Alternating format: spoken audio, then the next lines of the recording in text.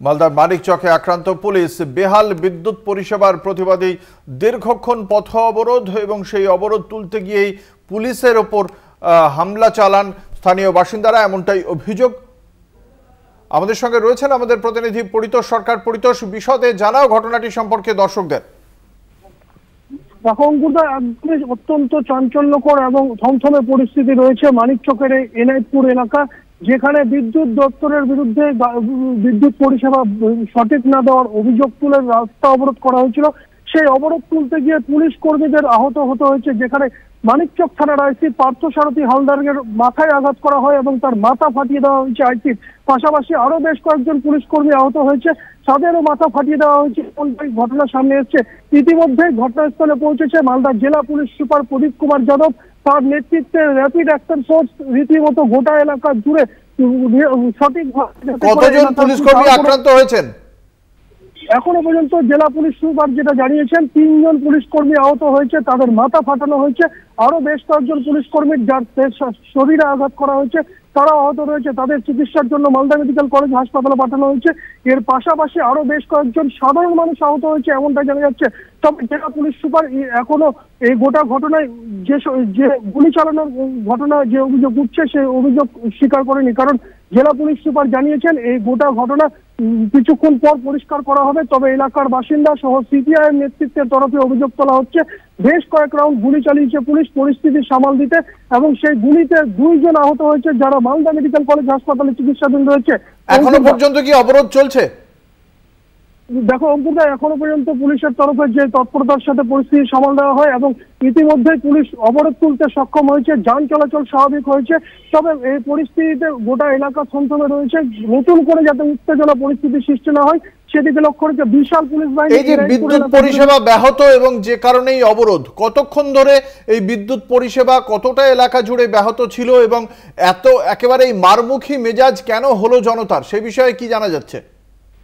দেখো অঙ্কুরা, তোমাকে জানিয়ে রাখবো যে ঘটনা মানিকচকের যে মানিকচক ব্লকের 11টি অঞ্চলে বিদ্যুৎ পরিষেবা প্রায় মাসখানেক ধরে সঠিকভাবে পাচ্ছে না বলেই তারা অভিযোগ তুলছে, যেখানে বিভিন্ন প্রান্তে প্রতিনিয়ত বিদ্যুৎ থাকছে না, ঘন ঘন লোডশেডিং, তার পাশাপাশি বিদ্যুৎ পরিষেবা লাগাতার বিচ্ছিন্ন থাকছিল এই গত কয়েকদিন ধরে। এর পাশাপাশি গতকাল রাত্রেও সেই একই পরিষেবা থাকে, যেখানে বিদ্যুৎ পরিষেবা গোটা মানিকচক জুড়ে বন্ধ থাকে। এমন পরিস্থিতিতে বেশ কিছু মানুষ এনায়েতপুর এলাকায় যারা রাতেই বিদ্যুৎ দপ্তরে এসেছিলেন এবং তারা তাদের ক্ষোভ বিক্ষোভের কথা জানাতে এসেছিলেন, যেটা অভিযোগ তুলছেন। তারা ক্ষোভ বিক্ষোভ জানাতে যখন বিদ্যুৎ দপ্তরে আসেন তখন নিরাপত্তার জন্য পুলিশ কর্মীরা বিদ্যুৎ দপ্তরের বাইরে মোতায়েন ছিলেন। তখন এই সমস্ত পুলিশ কর্মীরা নাকি তাদের উপর লাঠিচার্জ করে সেই রাতের অন্ধকারে, এমনটা অভিযোগ রয়েছে। আর এই গোটা পরিস্থিতিতে সকাল হতে মানুষ যখন অবরোধ করে তারপরই সেই অবরোধ তুলতে যখন পুলিশ যায়, পুলিশের ওপর চড়া হয়ে যায় এলাকার বাসিন্দারা। তোমাকে জানিয়ে রাখবো যে ঘটনা এই গোটা পরিস্থিতিতে বিদ্যুৎ দপ্তরের বিরুদ্ধে যে অভিযোগ, সেই অভিযোগ মানিকচকের প্রতিটি অঞ্চলে একই অভিযোগ রয়েছে, কারণ গত 1 মাস ধরে প্রায় এই বিদ্যুৎ পরিষেবা খারাপ অবস্থায় রয়েছে। আর এই বিদ্যুৎ পরিষেবা খারাপ থাকার কারণে এই পরিস্থিতি যেখানে আক্রান্ত হতে হচ্ছে পুলিশ কর্মীদের। অঙ্কুরদা, বিদ্যুৎ দপ্তর কি বলছে? এই যে এতদিন ধরে প্রায় মাসখানেকেরও বেশি সময় ধরে 11টি ব্লকে বিদ্যুতের সমস্যা, এই বিষয়ে বিদ্যুৎ দপ্তরের কি বক্তব্য? দেখো, বিদ্যুৎ দপ্তর আধিকারিকদের সাথে আমরা কথা বলেছিলাম, তারা যেটা জানাচ্ছে বিদ্যুৎ পরিষেবা সঠিক করা সম্ভব হচ্ছে না। এই কারণেই যতদিন মানুষের চাহিদা রয়েছে বিদ্যুতের, সেই চাহিদা পূরণ করতে পারছে না মানিকচকের যে বিদ্যুৎ দপ্তরের যে। তুমি আমাদের সঙ্গে থাকো, এই মুহূর্তে আমাদের সঙ্গে টেলিফোন লাইনে রয়েছেন বিজেপি নেতা রাহুল সিনহা। আপনাকে কলকাতা টিভির পক্ষ থেকে স্বাগত জানাই। মালদার মানিকচকে 11টি ব্লকে প্রায় দীর্ঘ 1 মাস ধরে বিদ্যুতের সমস্যা এবং সেই কারণেই তারা আজকে রাস্তা অবরোধ করেন। পুলিশ সেখানে গেলে পুলিশের 3 জন পুলিশ কর্মীকে মাথা ফাটিয়ে দেওয়া হয়েছে, অনেকে বেশ কয়েকজন আহত হয়েছেন পুলিশ কর্মী, এবং একটি গাড়িও উল্টে নয়াঞ্জলিতে ফেলে দেওয়া হয়। এই পরিস্থিতি এই মুহূর্তে মালদার মানিকচকে কিভাবে দেখছেন এই ঘটনাকে, পুলিশের উপর সাধারণ মানুষের এই হামলাকে? না, আসল কথা দীর্ঘদিন যাবৎ যখন তারা তাদের অভিযোগ জানিয়ে যাচ্ছে এবং কোন রকম কর্ণপাত কেউ করছে না, আর যখন তারা প্রতিবাদ জানাচ্ছে তখন সঙ্গে সঙ্গে লাঠি হাতে বন্দুক হাতে সব চলে আসছে, এটা স্বাভাবিকভাবেই গণতন্ত্রের পক্ষে সঠিক দিক নয়। গণতন্ত্রে মানুষের বক্তব্যকেও তো মর্যাদা দিতে হবে। অতএব যেটা হয়েছে সেটা আমরা সমর্থন করি না, কিন্তু এই জিনিসটা হতে সাহায্য করেছে পুলিশ প্রশাসন। যদি তারা বিষয়টাকে আরো যদি কেয়ারফুলি ট্যাকেল করত, অনেকটা যত্ন সহকারে ট্যাকেল করত, তাহলে আমার মনে হয় এই জাতীয় দুঃখজনক ঘটনা ঘটতো না। সেই জন্য পুলিশ যদি মনে করে বন্দুক আছে, লাঠি আছে, তাদের সঙ্গে অনেক লোক আছে, সেই জন্য তারা যথোচ্চার করবে, সেটাও ঠিক নয়। সেই জন্য আমার মনে হয় যে অভিযোগ বিদ্যুতের নিয়ে তারা ওখানে অবস্থান করছিল, সেই ব্যাপারে সদর্থক পদক্ষেপ নেওয়ার দাবি জানাচ্ছি সরকারের কাছে। ধন্যবাদ। আমাদের সঙ্গে ছিলেন বিজেপি নেতা রাহুল সিনহা। আমাদের সঙ্গে রয়েছেন আমাদের প্রতিনিধি পরিতোষ সরকার। পরিতোষ, বিদ্যুৎ দপ্তরের কি বক্তব্য? 11টি ব্লকে এই বিদ্যুতের এই পরিস্থিতি কেন? সেখানে কি বিদ্যুৎ দপ্তরে কি এমন কোনো অভিযোগ রয়েছে যে সেখানে বিদ্যুৎ চুরি হচ্ছে বা অন্য কিছু? না অঙ্কুরদা, তোমাকে জানিয়ে রাখি যে বিদ্যুৎ দপ্তরের আধিকারিক যারা রয়েছেন তারা যেটা জানাচ্ছেন যে 11টি গ্রাম পঞ্চায়েত এলাকা রয়েছে মানিকচক ব্লকের, সেই মানিকচক ব্লকে 11টি পঞ্চায়েত এলাকায় তারা সঠিকভাবে বিদ্যুৎ পরিষেবা দিতে পারছেন না। এটাই কারণ, যেহেতু যে বিদ্যুতের চাহিদা, সেই চাহিদা তাদের কাছে পূরণ করার মতো ক্যাপাসিটি নেই, এমনটাই তারা জানাচ্ছেন।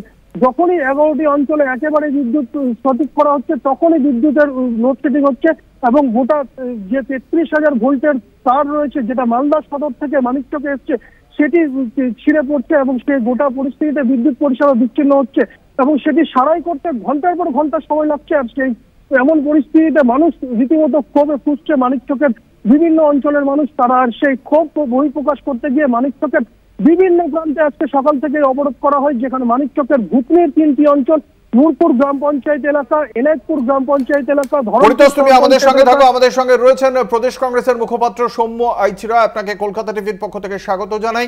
আজ মালদার মানিকচকে বিদ্যুৎ পরিষেবা দীর্ঘদিন ধরে ব্যাহত থাকার কারণে সাধারণ মানুষ অবরোধের পথে হাঁটেন এবং পুলিশ সেখানে অবরোধ তুলতে গেলে পুলিশের মাথা ফাটিয়ে দেওয়া হয়। বেশ কয়েকজন পুলিশকর্মী আহত হয়েছেন, একটি গাড়িও উল্টে ফেলে দিয়েছেন স্থানীয় বাসিন্দারা। কিভাবে দেখছেন এই অবরোধ এবং তার পাশাপাশি পুলিশের উপর হামলাকে?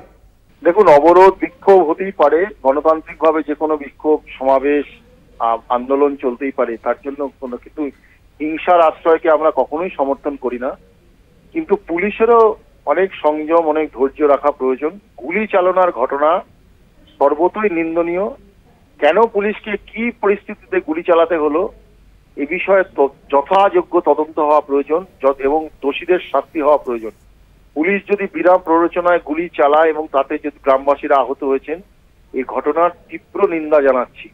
কিন্তু সমানভাবে গ্রামবাসীদের আন্দোলনের বিরুদ্ধে নয়, কিন্তু গ্রামবাসীরা আন্দোলনের নামে যদি হিংসার আশ্রয় নয়, সেটাকে কখনোই সমর্থনযোগ্য বিষয় বলে আমরা মনে করি না। ধন্যবাদ। আমাদের সঙ্গে ছিলেন প্রদেশ কংগ্রেসের মুখপাত্র সৌম্য আইচিরা।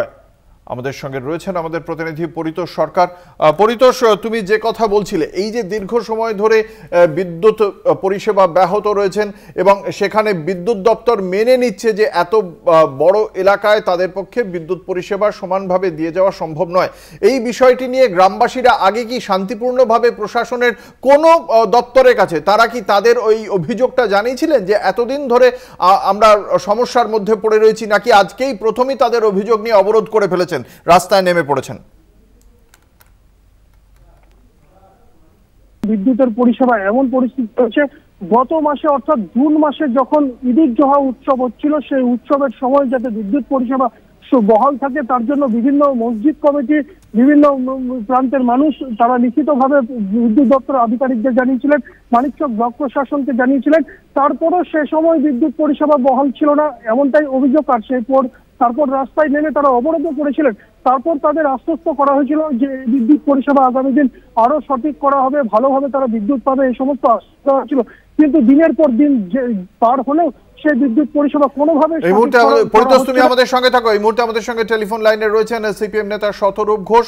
মালদার মানিকচকে ধুন্ধুমার পরিস্থিতি, সেখানে বিদ্যুৎ পরিষেবা না পেয়ে স্থানীয় মানুষ অবরোধ করেছিলেন এবং পুলিশ সেই অবরোধ তুলতে গেলে পুলিশের ওপর হামলা হয়, 3 জন পুলিশ কর্মীর মাথা ফেটেছে, বেশ কয়েকজন আহত, একটি গাড়িও উল্টে ফেলে দেওয়া হয়েছে। পুলিশের বিরুদ্ধে গুলি চালানোর অভিযোগ। কিভাবে দেখছেন এই অবরোধকে এবং অবরোধের পাশাপাশি এই যে হিংসার আশ্রয়, তাকেই বা আপনারা কিভাবে দেখেন? দেখুন, অবরোধের নামে হিংসাকে কেউ কখনো প্রশ্রয় দেয় না বা সমর্থন করা উচিত নয়। কিন্তু তার মানে এই নয় যে কোথাও যদি অবরোধ হয় বা সেখানে যদি পরিস্থিতি একটুখানি সামনের দিকে একটু অ্যাগ্রাভেট করে, তার মানে পুলিশ সেখানে গুলি চালিয়ে দেবে মানুষকে লক্ষ্য করে। এবং গুলি চালানোরও আপনারা জানেন অনেক ব্যাপার রয়েছে। আকাশে গুলি চালানো যায়, প্রথমে কাঁদানে গ্যাস ফায়ার করা যায়, জল কামান ফায়ার করা যায়, তা না করে সরাসরি মানুষকে লক্ষ্য করে পুলিশ গুলি চালিয়ে দেবে কেন? না মানুষ বিদ্যুতের দাবিতে রাস্তা অবরোধ করেছিল। এইটা যদি একটা রাজ্যের অবস্থা হয়ে গিয়ে থাকে তাহলে আমাদেরকে বুঝতে হবে যে পুলিশ এখানে অত্যন্ত ট্রিগার হ্যাপি হয়ে গেছে। একেবারে একটা স্বৈরাচারী সরকার চলছে, যেখানে সরকারের প্রতিনিধিরা মানুষের সঙ্গে কোনো রকম কথাবার্তা আলাপ আলোচনার মধ্যে যায় না। আসলে আমাদের রাজ্যের পুলিশের অসুবিধা হয়েছে কি, এখানে যখন রাজনৈতিক দলেরা মিটিং মিছিল করতে গেছে, ধর্মঘট করতে গেছে, রাস্তা অবরোধ করতে গেছে, তখন মমতা বন্দ্যোপাধ্যায় পুলিশকে একেবারে খোলা ছাড় দিয়ে দিয়েছে যে রাজনৈতিক দলের ওপর গুলি চালিয়ে দাও, মিটিং মিছিলের ওপর লাঠিচার্জ করে রক্তাক্ত। আমরা আমাদের সুদীপ্তকে, মইদুলকে মিছিলে হারিয়েছি, পুলিশ পিটিয়ে মেরে ফেলেছে। পুলিশের এটা অভ্যেসে দাঁড়িয়ে গেছে, যেটা আগে রাজনৈতিক দলের সঙ্গে করতো এখন সেটা সাধারণ মানুষের অবরোধের ওপরও করছে। অসংখ্য ধন্যবাদ। আমরা কথা বলছিলাম শতরূপ ঘোষের সঙ্গে, আমাদের সঙ্গে ছিলেন আমাদের প্রতিনিধি পরিতোষ সরকার।